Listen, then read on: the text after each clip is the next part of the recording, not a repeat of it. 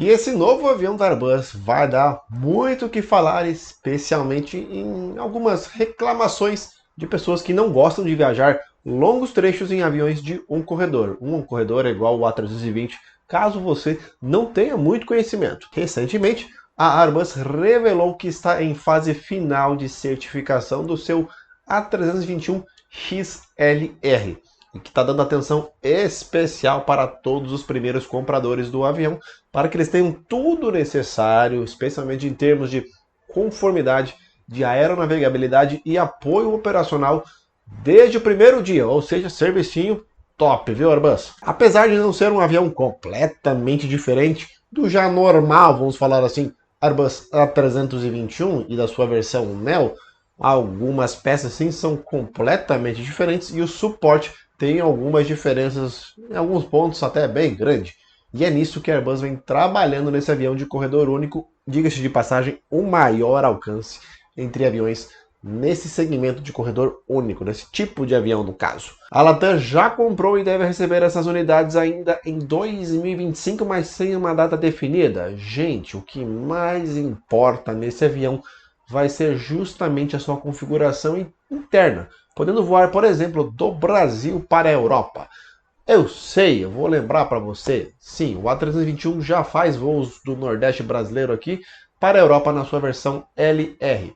Quando eu estou falando do Brasil para a Europa, eu estou citando ali dos maiores mercados, que seriam maiores demandas, né?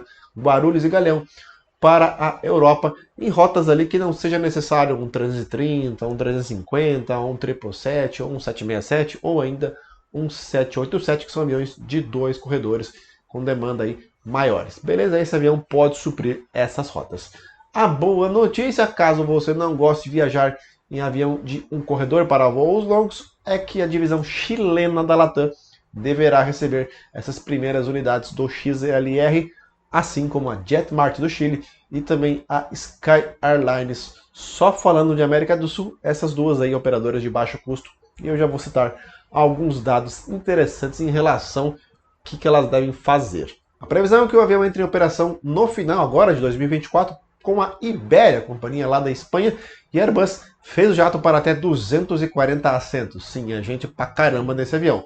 Mas que dificilmente será operado por todas as companhias aéreas com tantos passageiros, já que a intenção do jato é voar em grandes rotas com demanda menor, e colocando 240 passageiros nesse avião para voar aí os quase 9.000 quilômetros, eu acho que não seria uma boa ideia, não vai ser uma boa ideia, devido ao aperto que essa turma toda vai ficar lá dentro. Mas não se engane muito, pois a Indigo da Índia comprou, assim como outros operadores que eu já citei, a JetMart, e também a VietJet, lá do Vietnã, a Wizz Air, que tem sede na Hungria, entre outras empresas. E a chance desses aí de baixo custo operar no limite de passageiros é bem grande, para não falar quase 100% de certeza. Afinal de contas, o mercado dessas companhias é esse. Imagina só que legal voar 9 horas sem reclinar, super apertado, e sim, agora você deu valor para aí os aviões da Latam, da Gol, apertadinho, até da Azul que tem os aviões apertados. Mas, para você ter noção, a American Airlines deverá operar com apenas 102 passageiros. Sim, menos da metade, acredite.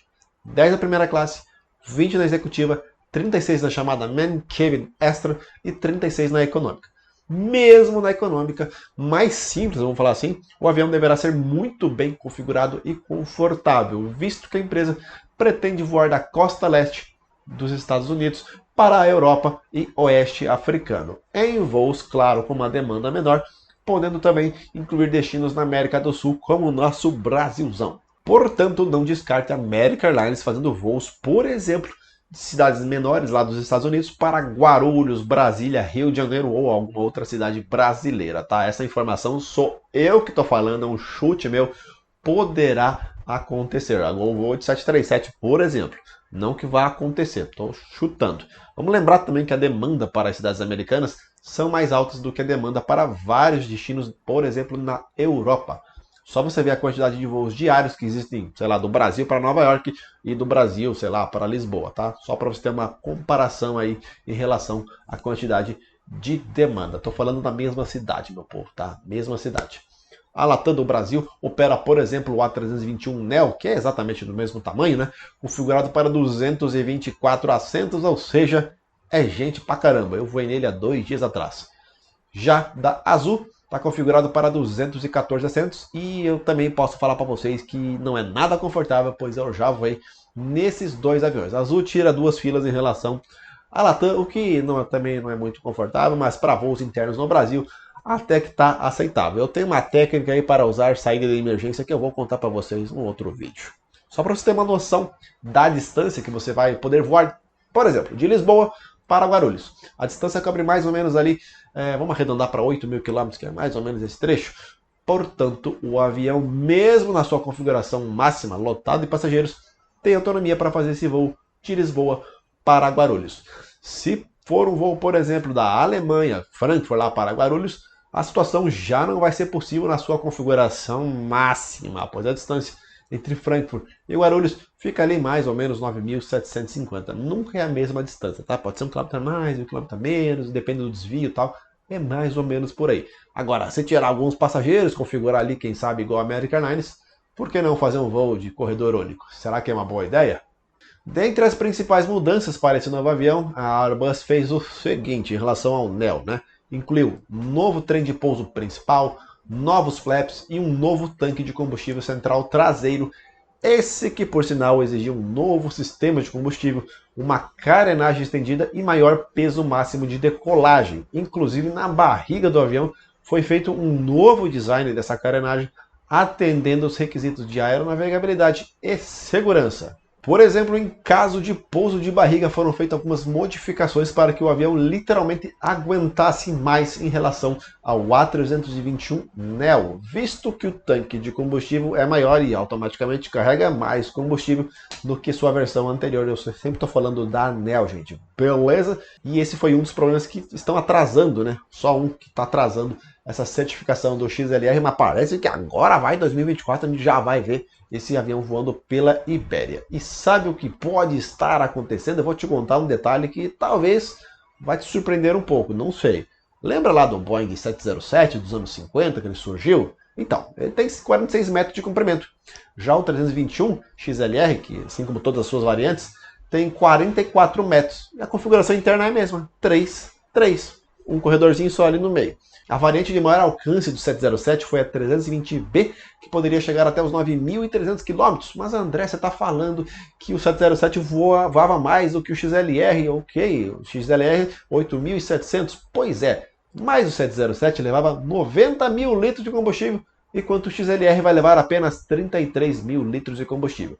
Entenda-se esse apenas ali entre aspas. Mas você viu a diferença da quantidade de combustível em relação ao alcance dessas duas gerações completamente diferentes de aeronaves? Nem deveríamos comparar, mas apenas a título de curiosidade.